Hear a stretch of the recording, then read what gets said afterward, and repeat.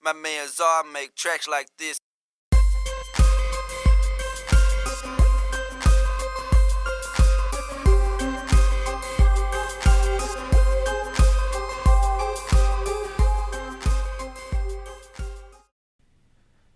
What's going on, y'all? I want to give you a recap of the products that I saw that really interested me at Summer NAMM 2017 here in Nashville, Tennessee. I had a great time this year. I was on the booth with Wave Distribution with Empirical Labs, Serpaudio, Locomotive, and a new company called Useful Arts. It was great to see people, those who came by that I met. It was great meeting you. For those of us who spend hours in a studio every week, it's good to get out and see people and meet people and shake hands. With that being said, let's get into some of the new products and things that I saw that really interested me at the NAMM show this year. So we'll start this with a new company, Useful Arts. This is the SFP60. This is a dual channel all tube class A mic pre. The input is a pentode and the output is a triode. I really like mic pre's with input and output control because it allows you to drive it more on the input and back it down on the output. Or, for cleaner, you can come lower on the input and more gain on the output. Well, this adds a very special and unique feature, which is the color knob, which you see under the VU meter there. And what that does is it adds second order harmonic distortion into the signal. So at the far left, it's really clean, and the more you turn that color, the more you're getting with harmonic distortion in there. Everyone who tried it out loved it. And a great feature that it has is the pad. It's a more aggressive pad. What the pad allows you to do is run a line level signal through it, so you can use this on your mixes. Here are two new mics from Locomotive. On the left is the AL-Y56 and on the right the AL-1 Phoenix. These are both large diaphragm tube condenser mics. The AL-Y56 is a game changer to me because it comes with multiple capsules that you can pop off and switch, giving you three different tones that you can get with this microphone. It has the A1 capsule, A2, and A3. I really love this feature and I can't wait to get my hands on this mic. It will be shipping really soon. The one on the right, the AL-1 Phoenix, this is brand new for NAMM and it should be coming in a few months. Like I said, it's also a tube condenser, really based off of a vintage microphone to give you that vintage tone.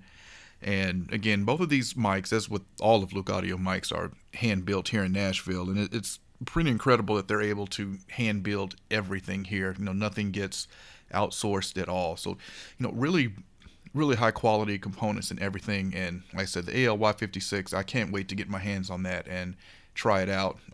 These were available to speak through at NAMM, and even switching through all the capsules, you can very clearly hear a difference between the three. So it's not one of those things that's a real subtle change. Like, you really get three different characteristics and tones from those three capsules. So this is the Serpaudio SA76 500 series. This is the 500 series version of the Splice 2. It's incredible that Mike was able to get this in a 500 series.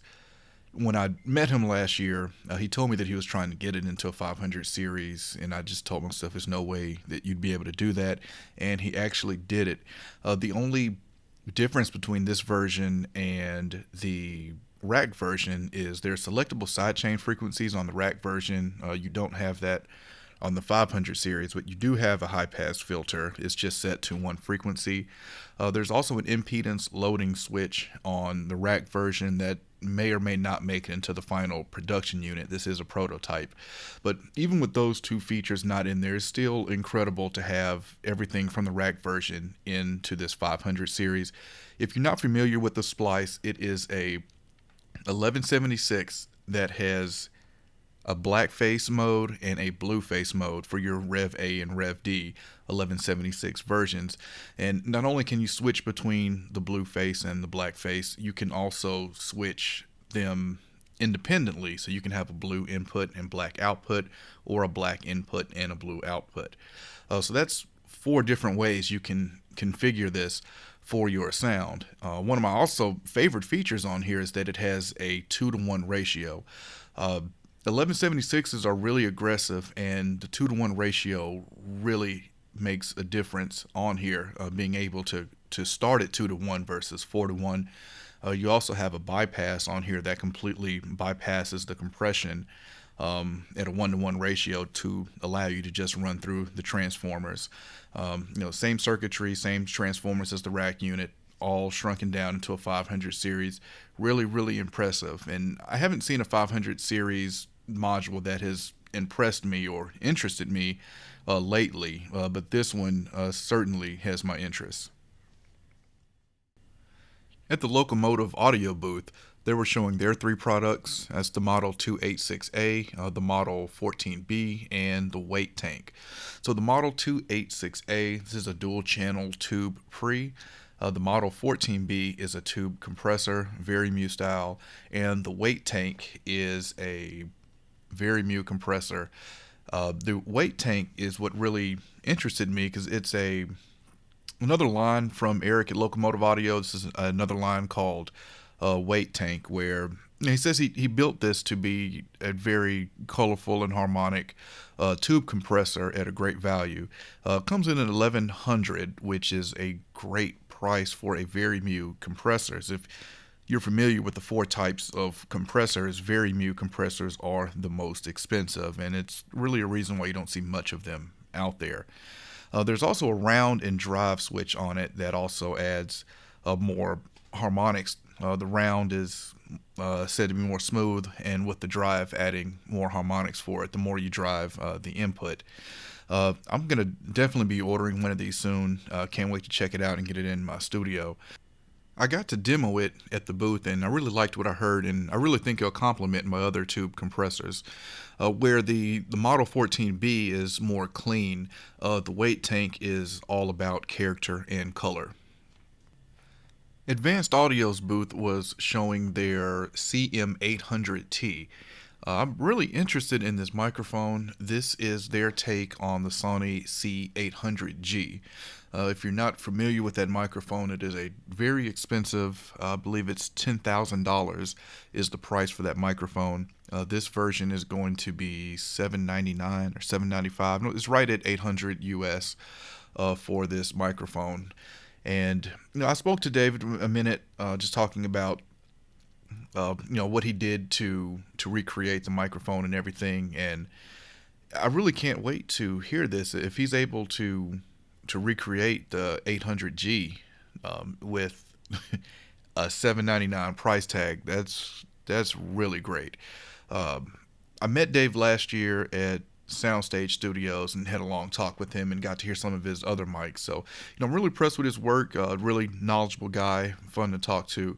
And, I haven't seen anyone else make a mic that's modeled off the 800G. So this is really interesting and really a first to see. So we'll see how this mic does. I think he said it'll be shipping in 4 to 6 weeks, I believe. So be on the lookout for that. What we have here is the Trident Decadent 500 series rack. I know you may be saying it's just a 500 series rack. What's so special about it? Well, this is a 10 slot 500 series rack. The connections on the back have D-sub, XLR, and combo jacks for TRS. On top of that, you have a switch that will feed one module into the next, and you also have stereo linking switch. And this is $499 or $500. This is $500. 10 slots for $500 is pretty ridiculous, especially with all of the connections and features for the back. I will likely be picking up one of these because I'm looking for a 10 slot 500 series rack so I can rack my lunchbox and rack my modules. So 10 slots at $500, that's ridiculous. And speaking with them, I was curious about the power of them too. And what they told me is that each slot is overpowered and each slot also cascades. So if one slot isn't using the maximum power that it needs for that slot, it'll move it down to the next slot and so on. So you shouldn't have any power issues with this rack. And lastly, I want to give a shout out to Roswell Audio. If you follow me on Instagram or follow them on Instagram, you may have seen that I won a mini K47 through their microphone giveaway that they were doing at NAMM. And I'm actually speaking to you right now on that mini K47. And I've got to say, for a $299 microphone, I'm really liking what I'm hearing from it right now. So everything that I showed, I will have links in the description of this video. Also, just a reminder, I'm doing a giveaway for the Waves Musician Bundle 2. I'll have that link in the video popping up here. And comment, let me know what you think of the products that I showed here. Let me know your thoughts. Products that I didn't show that you saw at NAMM. Let me know your thoughts on that too. All right, I'll catch y'all next time.